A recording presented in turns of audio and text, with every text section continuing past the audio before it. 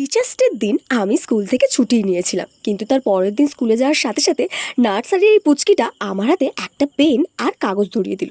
কাগজটা খুলতেই দেখলাম ওখানে ওর হাতে একটা সুন্দর গোলাপের ছবি আর সাথে হ্যাপি টিচার্স ডে লেখা। তবে এরপর এত সুন্দর একটা জিনিস বানিয়ে আমাকে দেওয়ার জন্য যেই না গিয়ে ওকে থ্যাংক ইউ বলতে গেছি, বেচারি তো অনেক বেশি লজ্জা পেয়ে গিয়েছিল। তারপর আমি চলে গিয়েছিলাম ক্লাস 3 ক্লাসে, কেননা আজকের এইসব বাদরগুলোর খেলার ক্লাস আছে। সেই কারণে ওদেরকে নিয়ে বাইরে চলে এসেছিলাম। বাইরে এসে ওরা নিজেদের মধ্যে অনেকক্ষণ ধরে মিটিং করে শেষমেশ স্থির করলো ওরা বউ বসন্তী খেলবে। তাই সেই মতো খেলাও শুরু হলো।